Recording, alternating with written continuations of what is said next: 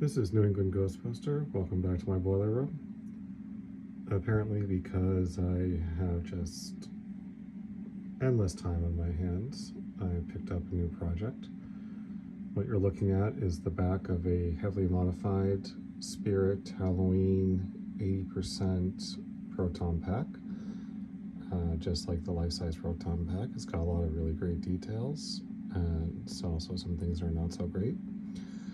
I picked this one up off of Facebook Marketplace for what I thought was a pretty good price from a cosplayer who is currently downsizing their collection. A lot of work, as you can see, has already gone into this. We've got the Ghost Labs 42 board, lights, cyclotron. I can't move it right now because pieces are everywhere, but the front of the pack has a bumper mod already done. It has lots of other great 3D printed parts already completed. A fairly sophisticated power setup, which I'll try to go over in a minute, but it involves the switch box down there. Some speakers, which I think are probably a little bit overkill, especially at 4 ohms. The correct tubing everywhere. And the cute little 80% wand. Lots of great details on that. Correct tubing, clippered barbs, aluminum parts. You can see they've got the correct bar graph on. They fixed all the switches. Overall, a lot of work has been done into it, but this was owned by a cosplayer and this was put into regular use, so there are a few things that I'm going to be doing while I work on this. For starters, the motherboard, which is nice, thick, custom motherboard that's attached to an actual, I believe that's an LC2 frame, LC2 Alice frame, was attached to the shell of the pack using the original plastic posts that are molded in there. And as you can see, age has not been too kind to them. I'm also a pessimist, so yeah, not how I would have attached the motherboard to this proton pack using hardware this size and bits like that. But, you know, as I said, this was seen, I believe this has seen at least a few years of probably pretty heavy use. It's just that I don't think that it's much longer for this world. You can see that. Looks like they already tried to do a little bit of a repair there with Bondo. So I'm going to be swapping that out for some threaded L brackets, probably here, up here, and then one down here below the cyclotron that I will use bolts to attach to the motherboard. Added bonus is it'll make it a little bit more movie-ish than just having those screws right in the middle. The other parts that I wanted to work on, and you can see probably how it's already in pieces. The smoke kit for the end filter was a real mess. This was disclosed to me before I bought it. Essentially, it was mounted in such a way that I have actually a lot of parts soaking in isopropyl alcohol right now. Hopefully the gunk has pretty much dissolved by now. This was positioned upside down so that the tubing would go from the tank to the end filter, which in theory should be okay. You may be able to see that it looks like whoever put this pack together pulled a lot of wick through that tank.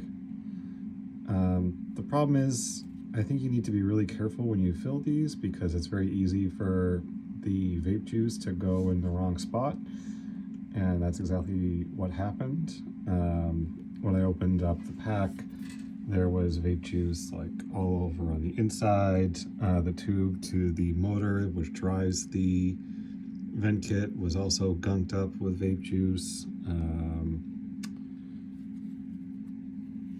I already tossed all the tubing that was with this. It was just not salvageable, and I've got plenty of pneumatic tubing left over from working on my full-size Spirit pack, so that's not an issue. Other issue is that this is a little bit, looks like it was a little old, and looks like I've been through a lot.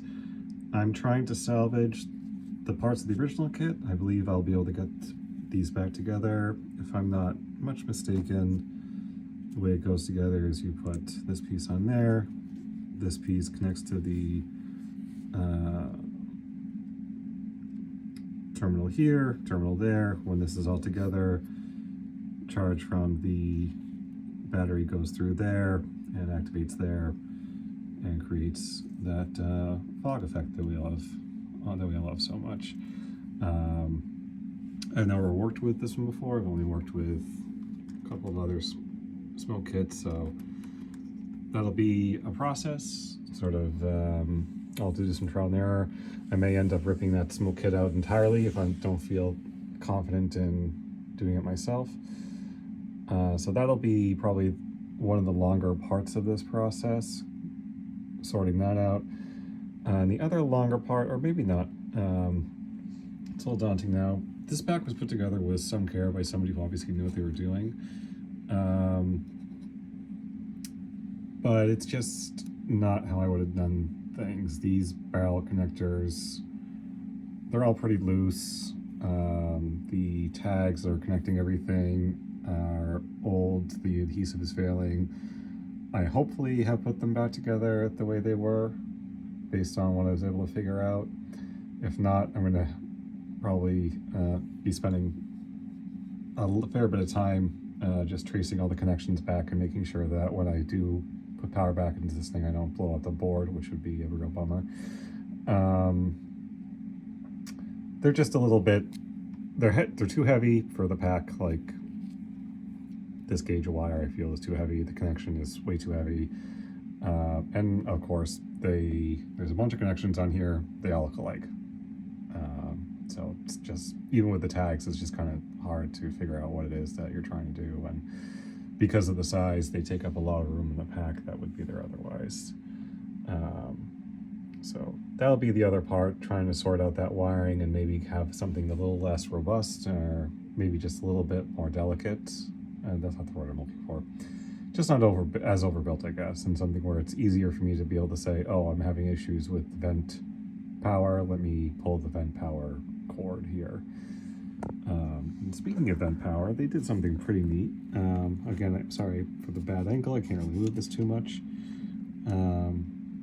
But they have a sort of movie-ish realistic plate at the bottom with switches that will turn on and off the pack, and will also turn it on and off the vent.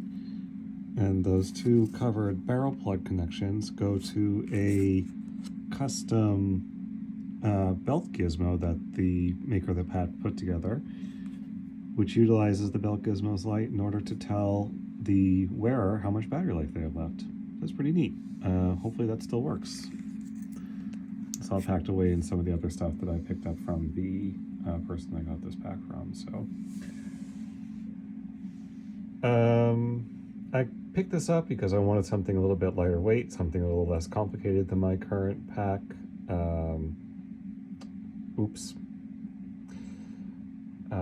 No big deal though. This is all very interesting to me.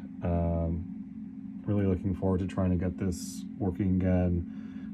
My goal is to spend little if nothing extra on this versus what I've already spent, because I already have so much material left over from my full-size Spirit pack. But I think it's going to be interesting, or I think I'm going to really enjoy myself during this. This Alice frame is actually really nice too. Yeah, they're just... I'm a pessimist. I don't trust screws in wood. Everything has got to have washers and bolts and everything for everything that I work on. But yeah, that's it for now. If I make some good progress on this, I think I'll make another video, because again, I think this is all very cool stuff. I think the maker, you know, The maker of the pack, I think, did a really great job. I think it's been through a lot, and I think that it's held up as well as it has is real testament to how well they did make this. Again, I wish I could show you the front, but take my word for it that it was really nice. It was a really good, careful job, probably as good as you're able to get on the 80% size pack. Thanks for listening.